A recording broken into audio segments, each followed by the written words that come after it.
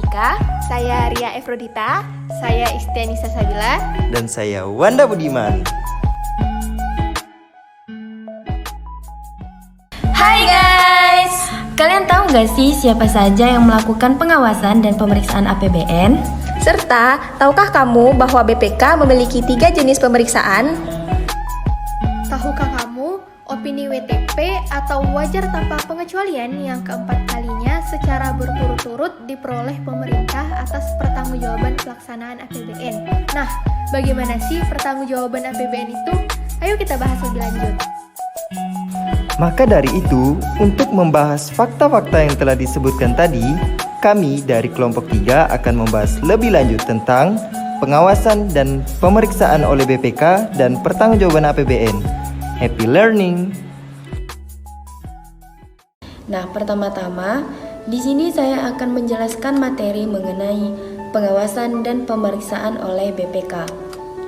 Pengawasan dan pemeriksaan pelaksanaan APBN dilakukan oleh BPK RI, Badan Pengawas Keuangan dan Pembangunan atau BPKP, Inspektorat Jenderal Departemen, dan Inspektorat Wilayah Pemerintahan Daerah. Pengawasan dan pemeriksaan tersebut dilakukan atas pelaksanaan APBN atau performance audit oleh aparat pengawasan tersebut. Audit atas laporan keuangan atau general audit pemerintah dilakukan oleh BPK RI.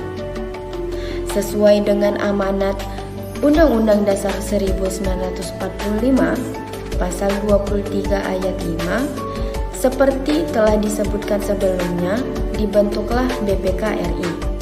Tindak lanjut pelaksanaannya diatur dalam Undang-Undang Nomor 15 Tahun 2004 tentang pemeriksaan pengelolaan dan tanggung jawab keuangan negara yang dituangkan dalam pasal 2 undang-undang tersebut, yaitu untuk memeriksa tanggung jawab pemerintah tentang keuangan negara dan semua pelaksanaan APBN.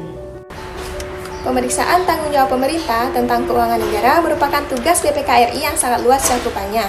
Berdasarkan amanat Pasal 23 Ayat 5 Undang-Undang Dasar 1945, Badan Pemeriksa Keuangan bertugas untuk memeriksa pengelolaan dan tanggung jawab keuangan negara yang dilakukan oleh pemerintah pusat, pemerintah daerah, lembaga negara lainnya seperti Bank Indonesia, Badan Usaha Milik Negara, Badan Layanan Umum, Badan Usaha Milik Daerah, dan lembaga atau badan lain yang mengelola keuangan negara. Kemudian, berkaitan dengan pemeriksaan APBN, baik pemeriksaan operasional maupun keuangan, pelaksanaan pemeriksaan di atas dilakukan sesuai dengan Standar Audit Pemerintahan atau SAP yang ditetapkan BPK RI tahun 1995. Pemeriksaan operasional oleh BPK RI dilakukan sesuai dengan Rencana Kerja Tahunan atau RKT yang disusun setiap tahun.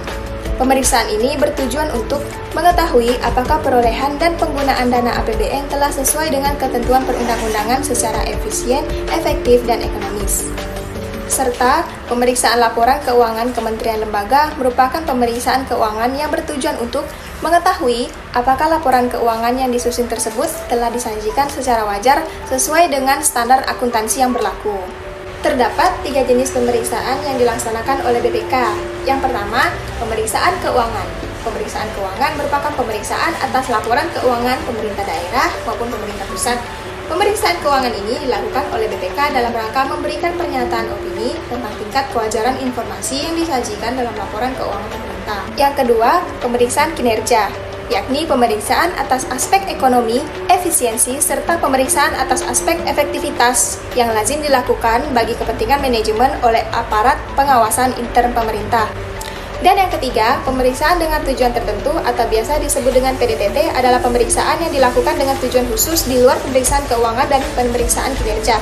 PDTT adalah bentuk pemeriksaan kepatuhan keuangan yang bertujuan untuk menilai apakah hal pokok yang diperiksa sesuai atau patuh dengan ketentuan peraturan perundang-undangan yang berlaku. Setelah sebelumnya kita mendengar penjelasan mengenai pengawasan dan pemeriksaan oleh BPK, selanjutnya ialah materi mengenai pertanggungjawaban APBN. APBN yang telah dirancang dan dibuat perlu untuk dipertanggungjawabkan. sebagaimana yang dimuat dalam Undang-Undang Nomor 17 Tahun 2003 mengenai keuangan negara pasal 30 yang menyatakan bahwa rancangan undang-undang tentang pertanggungjawaban pelaksanaan APBN berupa laporan keuangan yang telah diperiksa oleh Badan Pemeriksa Keuangan atau BPK disampaikan Presiden ke DPR paling lambat 6 bulan setelah tahun anggaran berakhir. Laporan keuangan tersebut setidaknya meliputi 3. Yang pertama, laporan realisasi APBN atau LRA adalah laporan yang menyajikan informasi realisasi pendapatan, belanja, transfer, surplus atau defisit, pembiayaan dan sisa lebih atau kurang pembiayaan anggaran yang masing-masing diperbandingkan dengan anggarannya dalam satu periode. Yang kedua, neraca. Neraca pembayaran merupakan suatu catatan sistematis mengenai transaksi ekonomi antara penduduk suatu negara dan penduduk negara lainnya dalam suatu periode tertentu. Transaksi tersebut diklasifikasikan ke dalam transaksi berjalan, transaksi modal, dan lalu lintas moneter. Yang ketiga, laporan arus kas atau LAK adalah laporan yang menyajikan informasi arus masuk dan keluar kas selama periode tertentu yang diklasifikasikan berdasarkan aktivitas operasi, investasi aset, non-keuangan, pembiayaan, dan non-anggaran. Kemudian dalam pertanggungjawaban APBN adanya catatan atas laporan keuangan. Catatan atas laporan keuangan dapat disingkat dengan CALK. CALK di sini merupakan catatan tambahan dan informasi yang ditambahkan ke akhir laporan keuangan untuk memberikan tambahan informasi kepada pembaca dengan informasi yang lebih lanjut. Catatan atas laporan keuangan atau CALK juga dapat membantu menjelaskan perhitungan item tertentu dalam laporan keuangan serta memberikan penilaian yang lebih komprehensif dari kondisi keuangan perusahaan atau instansi pemerintahan. Kemudian, dalam pertanggungjawaban APBN adanya laporan keuangan perusahaan negara dan badan lainnya sebagai lampiran laporan keuangan perusahaan negara yang selanjutnya disingkat dengan LKPN.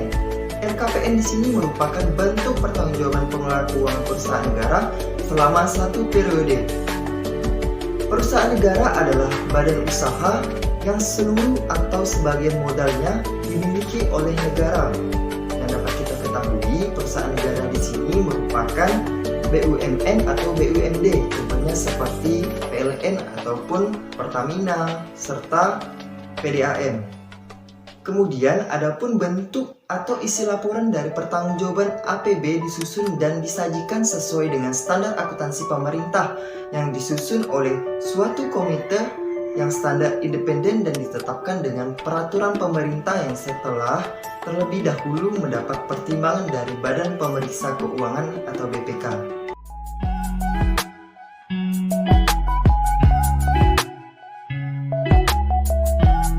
Sekian dari kami, semoga bermanfaat. Terima kasih.